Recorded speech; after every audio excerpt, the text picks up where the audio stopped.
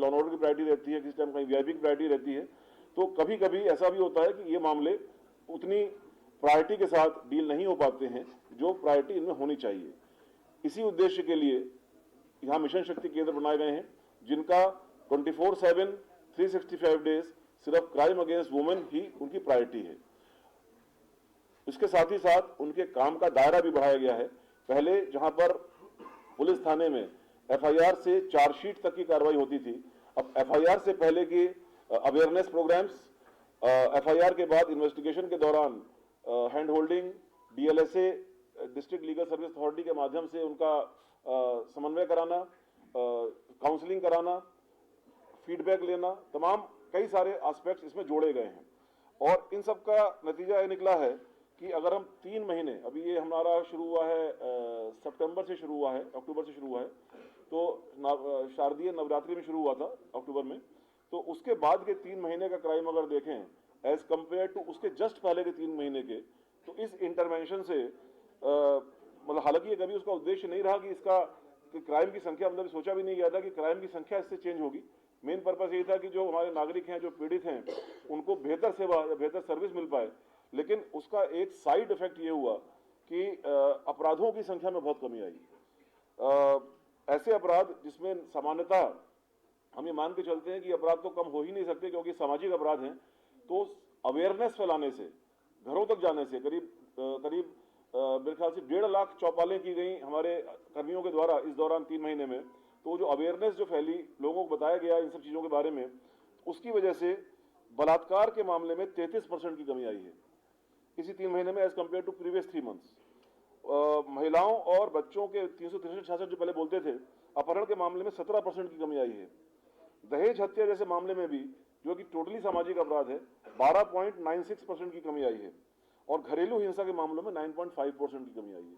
और इसके साथ ही साथ कंप्लेंट्स की संख्या में कमी आई है। ऐसा नहीं है कि मुकदमे कम दर्ज हुए, जो ऑनलाइन माध्यम से हमारे विभिन्न माध्यम है, आईजीआरएस है, सीएम हेल्पलाइन है, उनमें भी महिला संबंधी अपराधों के कंप्लेंट्स में भी कमी आई है। तो इससे शो होता है कि ये एक जो 360 डिग्री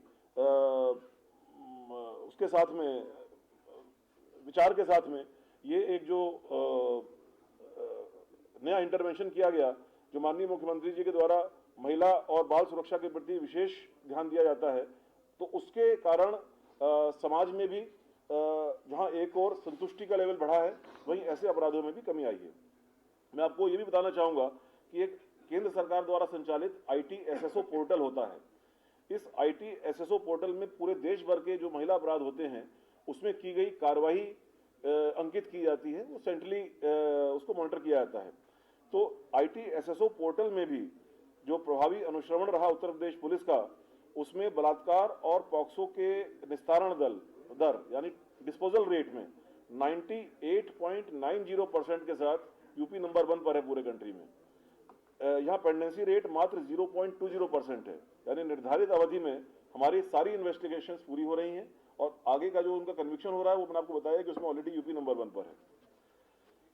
दूसरा आयाम जो है वो बेहतर पुलिस सेवाओं का है। उत्तर प्रदेश पुलिस काफ़ी समय से यूपी कॉप के बैनर, यूपी कॉप के ऐप के द्वारा काफ़ी सालों से ये प्रचलित है। यूपी कॉप के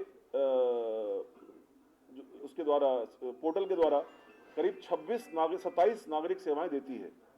इन 27 नागरिक सेवाओं में कई सारी सेवाएं, जैसे आपका किराएदारी सत्यापन, टेनेंट सत्यापन, नौकर सत्यापन, परमिशंस, वेरिफिकेशंस, तमाम तरह की सेवाएं उसमें हैं, FIR की कॉपी एटसेट्रा एटसेट्रा।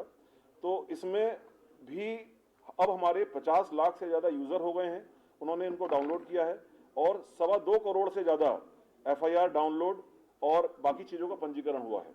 और इसका लगातार हेडक्वार्टर लेवल पर इसकी क्वालिटी में और इसके समयबद्धता में इसका अनुश्रवण कराया गया, तो ये देखा गया कि औसत समयावधि जो 23-24 के मुकाबले टेनेंट वेरिफिकेशन 24 दिन की जगह मात्र 4.1 डे का इसका एवरेज टाइम घट के रह गया।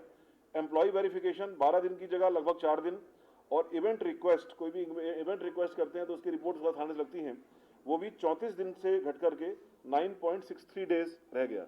तो यूपी कॉप की सर्विसेज की क्वालिटी में भी काफ़ी इंप्रूवमेंट आया है।